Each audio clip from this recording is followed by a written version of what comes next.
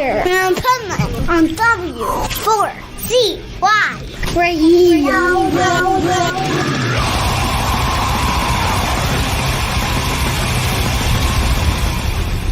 Wake up, America! It's time for the Adventures of Pipeman on W4CY.com, West Palm Beach's #1 internet radio station. Here's your host, the Pipeman.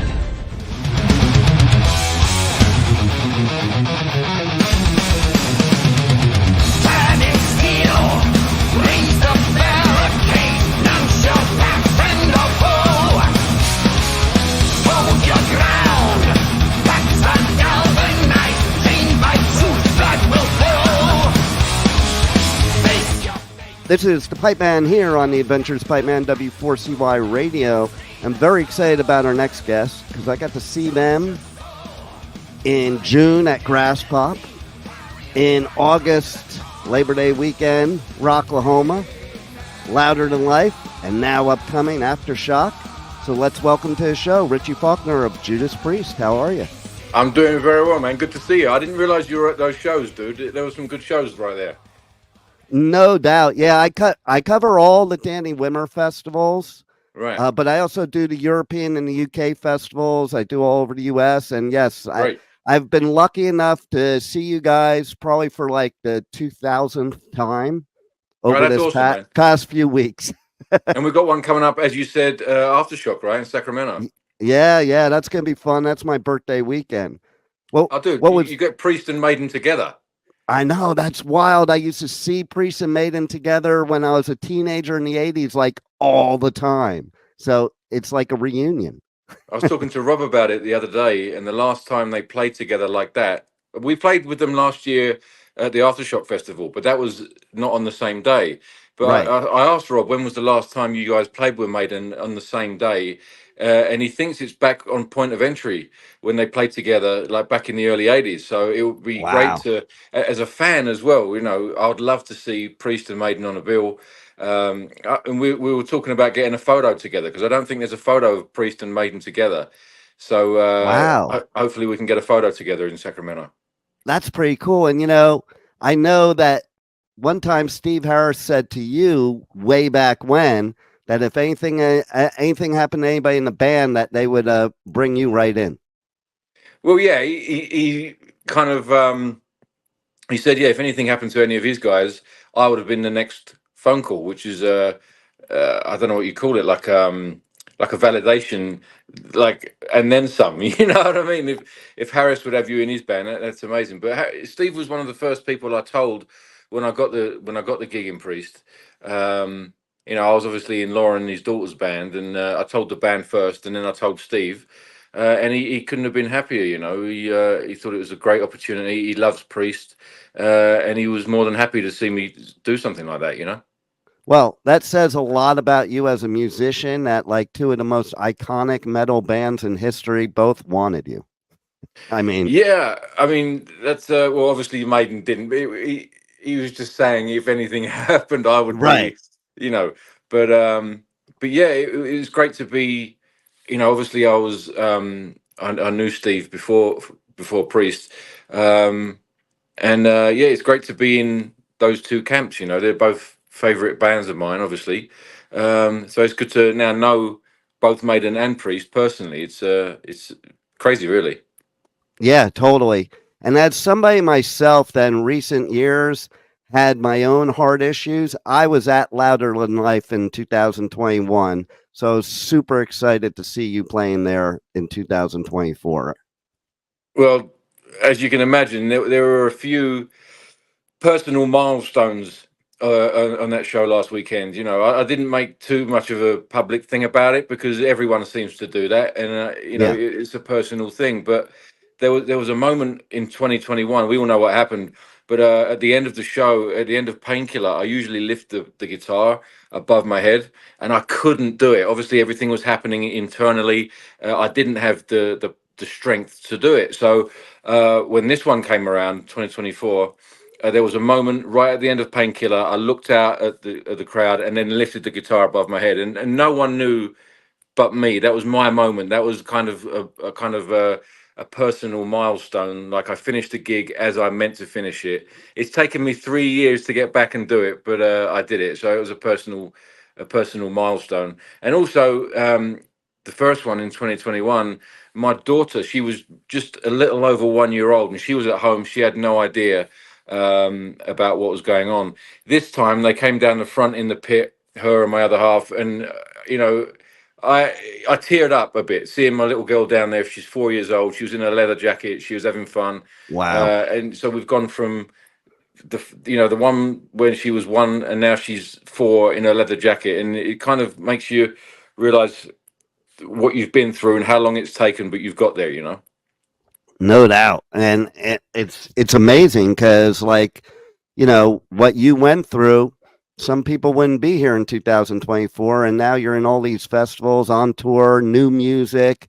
Like, by the way, the newest album that came out in March, that's some of the best Priest music ever, and that's coming from somebody that's been seeing Priest since 1980.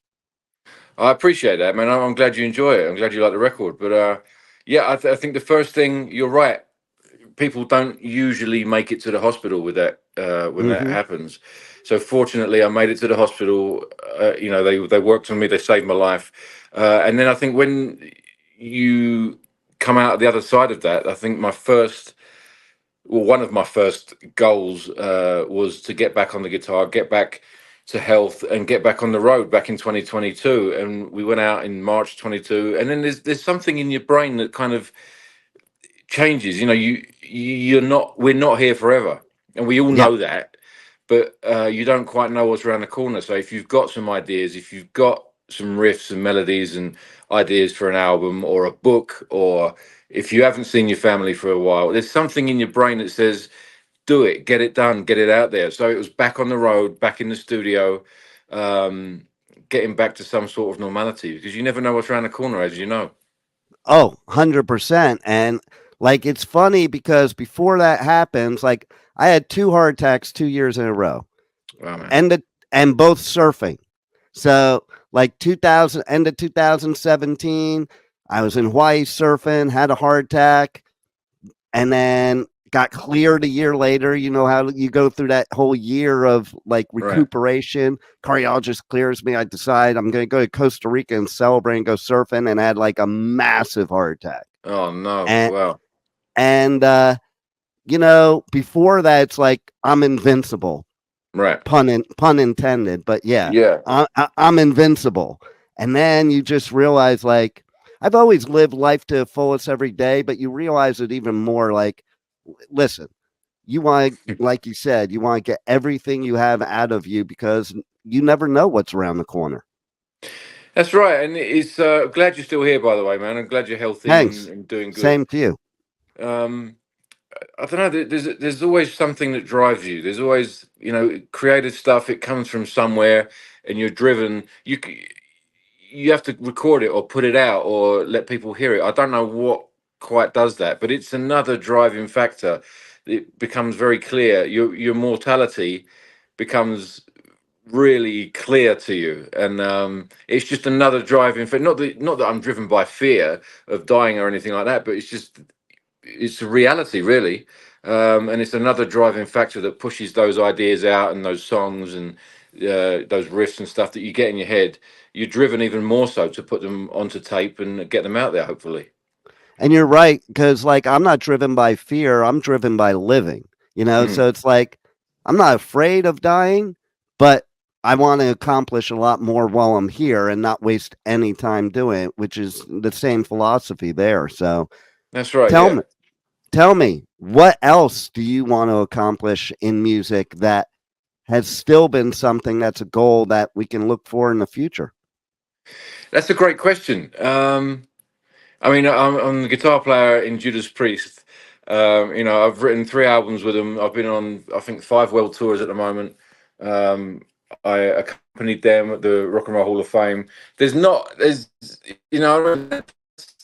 Kind of, I'd be happy with that. Yeah, right. I mean? You don't get bigger than that. So everything else, really, every day is a bonus. We're out on this tour at the moment, but there's always something creatively that you haven't done, and it will always be that way. You could do, you could be the hardest working musician in the world, and on your deathbed, there'll still be something that you wanted to achieve. You know, that's just the way that life is. You know, but so yeah, it's I don't know what it is, but you're always trying to achieve a better version of what you can do, or a better statement in your music, or a better solo, a solo that speaks better, or more technical, or a better song, or better connection, whatever it is. You're always searching for that, and I don't think that will ever end. You know.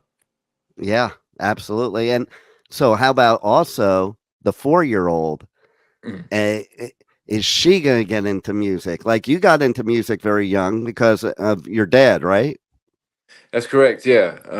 You never know. It's funny with kids.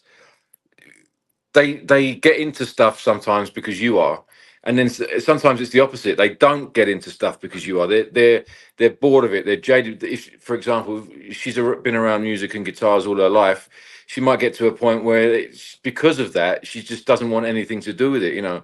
But Yeah. then on the other flip side of that, it could be totally different. She could be introduced to music and something that she loves because she's around that. So you never quite know how it's going to turn out. You just got to kind of support whatever way they go, and don't push them into anything. I know at the moment she loves drums. She loves Scott's kit, and Nice. whenever she comes down, Scott lets her get up on the kit and stuff.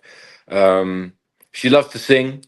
She loves to dance and stuff, but all kids do at that age. You know what I mean? So it's just No doubt. seeing which way they go. And is she a big fan of your music? Because it goes the same way too with kids. It's like, they're either like it, what you do, or they're like embarrassed by it, or they don't like it, or they're going a different direction. All those things. That's funny, man. No, she loves it at the moment. She loves the whole thing. She loves when they come out on the road. We take her out as much as we can. We take her to Europe. We take her to Japan and stuff for the kind of education of real life, you know. But Yeah.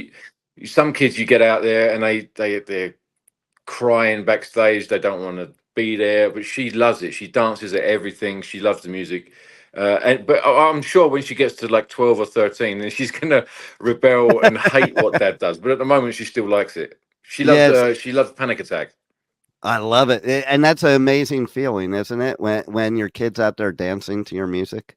As I said, you know, they walked in front of me in the pit at Louder Than Life last weekend, and I had to kind of put my head down. I teared up. I didn't want anyone to see, but it's an emotional thing, you know, when they're Yeah. getting into your stuff and they're happy. And she's a smart kid, and as I said, she travels a lot with us. So hopefully, you never know as a parent if you're doing the right thing. You just do what feels right. So hopefully, we've given her a good foundation, and she'll find her own path, you know, as we all do. And it Yeah. might not be my path, but as long as you kind of again support them and guide them on that, whatever they choose. But I'm sure she'll get to an age where she hates this stuff. She doesn't want to talk about it. She's embarrassed to even talk about it around her friends. But at the moment, she's still into it, so that's good. There you go. I love it. And so Aftershock, that's one of my favorite Danny Wimmer festivals. It's a cool vibe there. It's fun.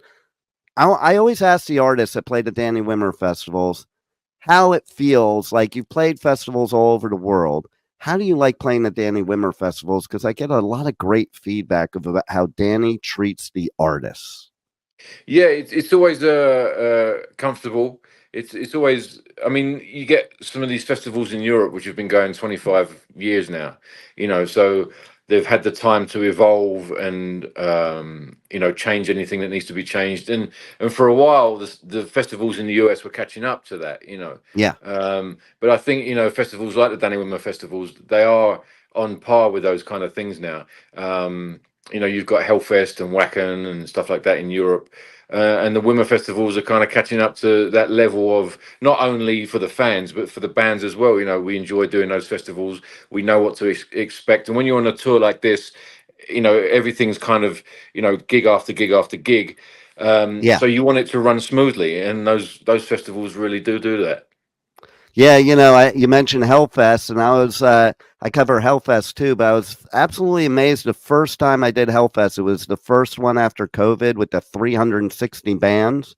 Right. And I'm interviewing all these bands, and they're just telling me, it was the easiest, most stress-free load-in ever. Like, the sound check was done 5 minutes, and from what I heard, there was not one band that had any problems with sound. Great. That, to me, an artist, that's like the dream, right? You know, like, because you don't want that stress. It's not your sound people. It's not like it's your show. You're going to a festival, and you want it to just be stress-free so you can get up there and have fun. That's correct. Yeah, I mean, there's always an element of the unknown, especially with festivals. It's not your gig. It's not your. It's unfamiliar. You know, you're coming into a situation. Our crew's coming into a situation. It might be weather. It might be the technical aspect of the equipment there. So there's always an element of the unknown.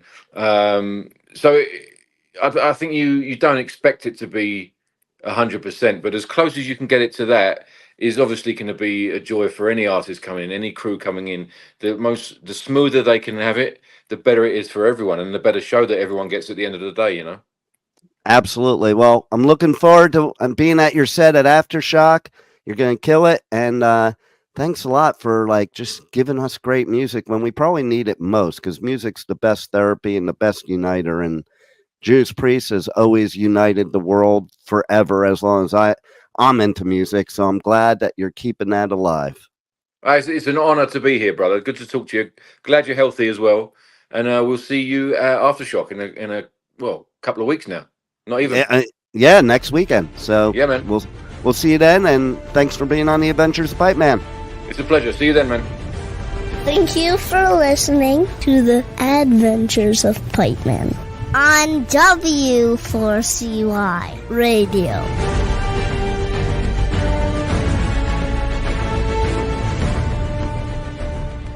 Hi everybody, it's Richie Faulkner from Judas Priest. You're listening to the Pipeman on W4CY Radio. Keep it real.